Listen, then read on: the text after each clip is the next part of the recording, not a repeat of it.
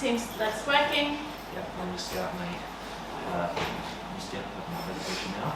Yes, and also here we'll have 15 minutes, but only 10 minutes in presentation. That should be So that we have fine. I think that's picking this down now, or at least close enough. Right. It is still in.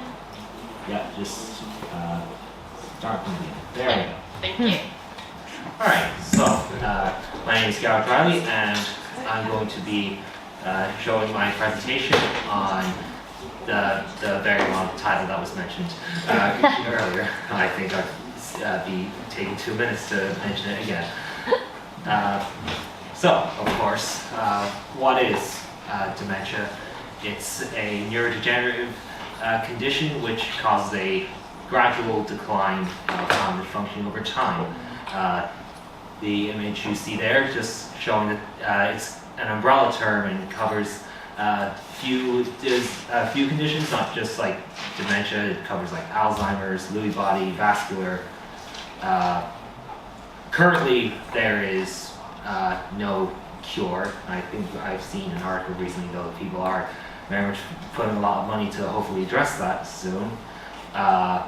But we can use activities to help enrich the lives of people living with dementia currently.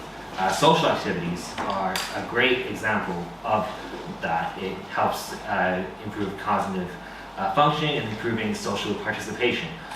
Of course, then the COVID-19 pandemic happened, which greatly restricted social interaction opportunities, which would have increased feelings of loneliness and psychiatric symptoms related to dementia.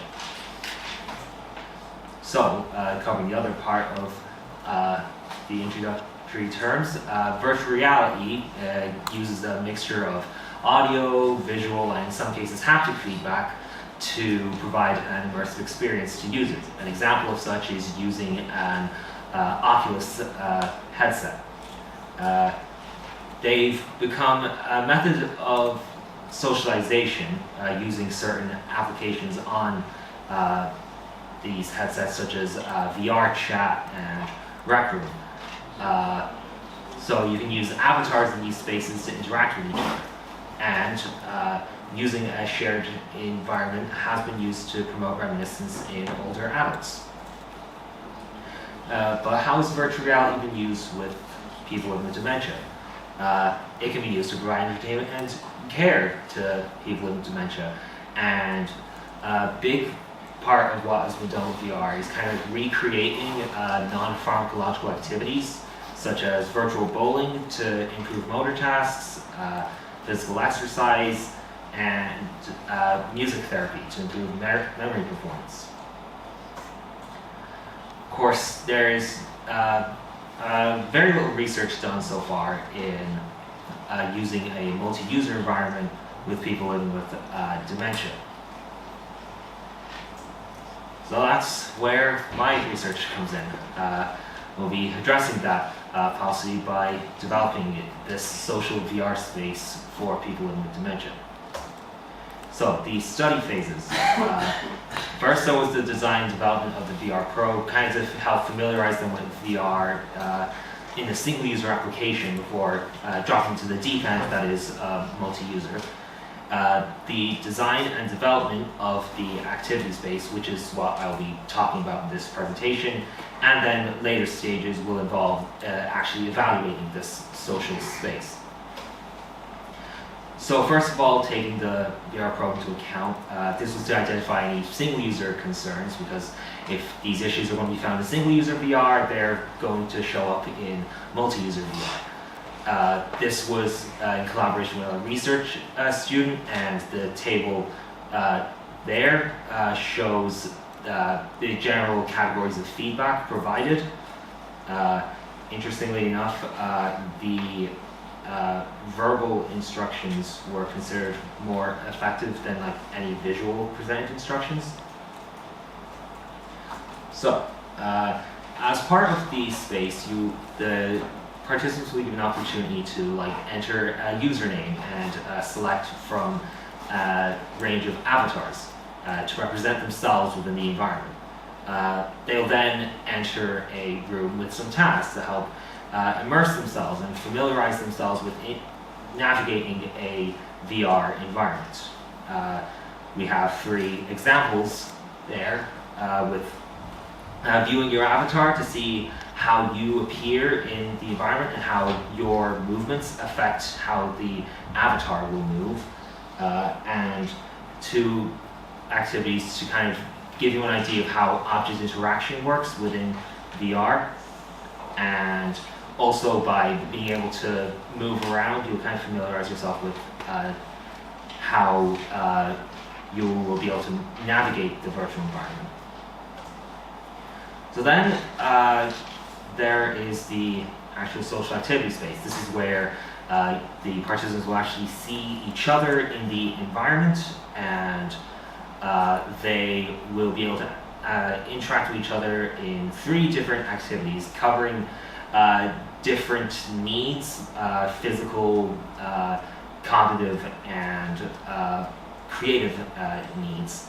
And this is where networking code is applied to like synchronize movements within VR, because that's important to maintain consistency.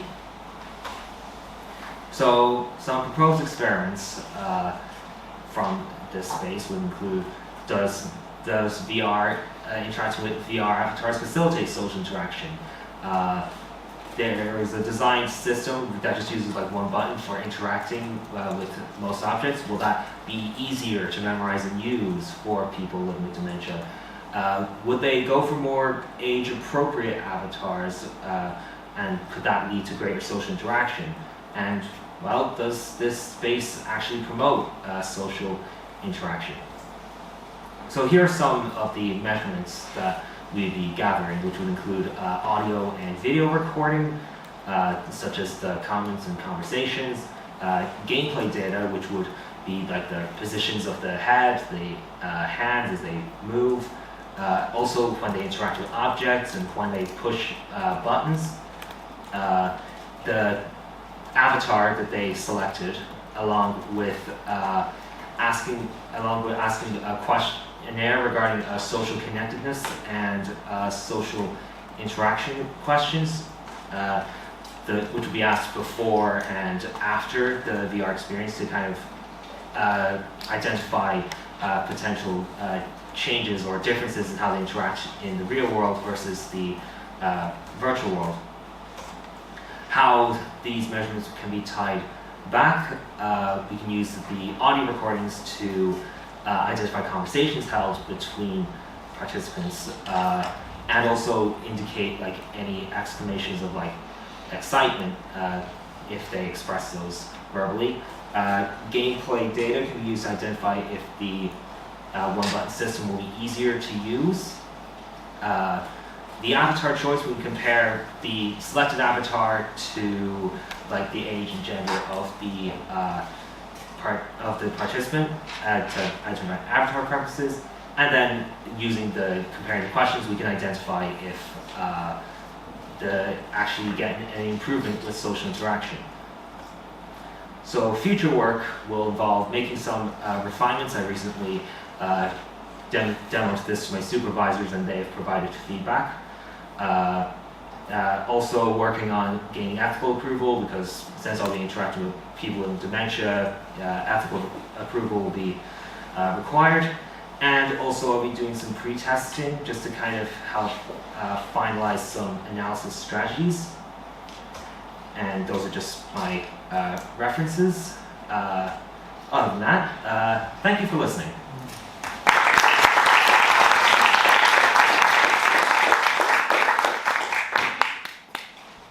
Thanks a lot. Do we have any questions?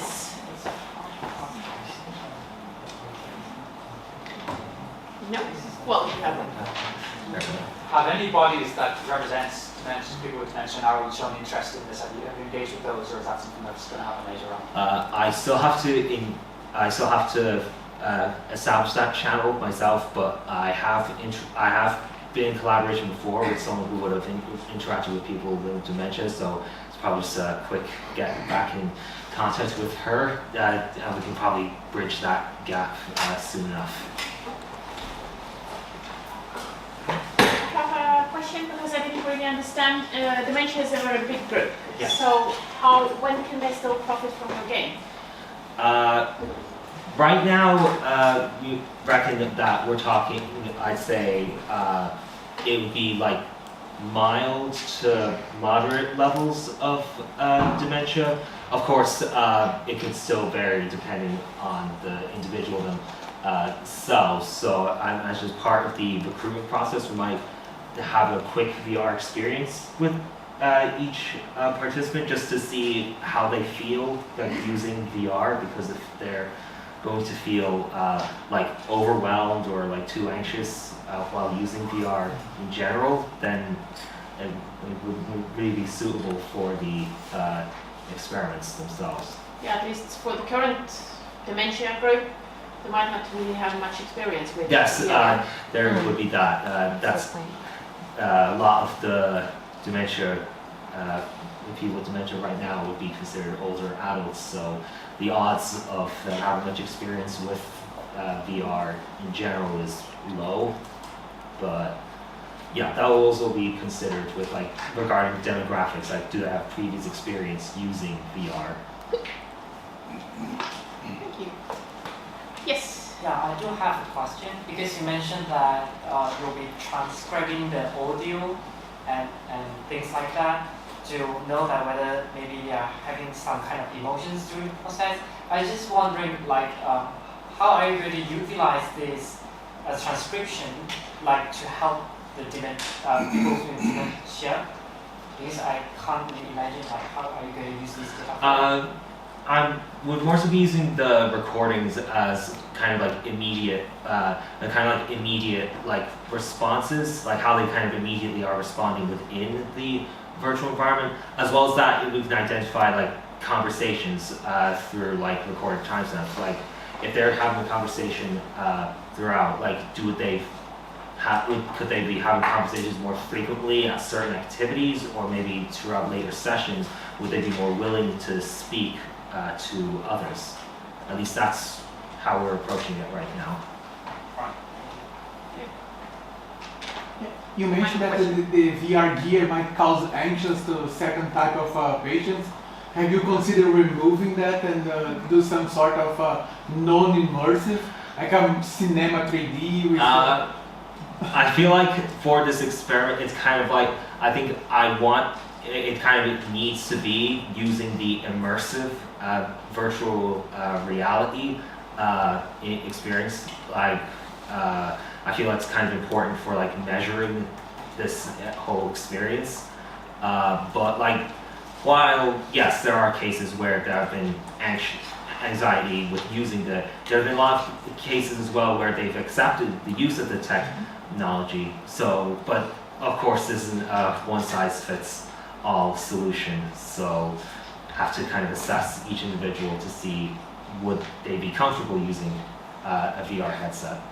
Also need to find the right straps and all of that, because I'm using the Oculus Quest 2 and the default strap they have is not great. Even regular users, sometimes they get overwhelmed. Yes, we are taking that into consideration as well.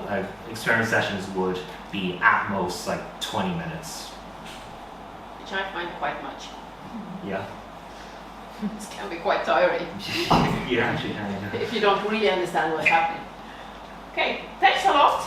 And we're looking forward to your...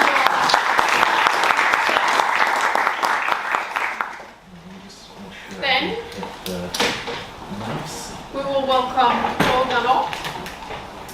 He will talk about Value, developing empathy for Adelia penguins by direct embodied in virtual reality.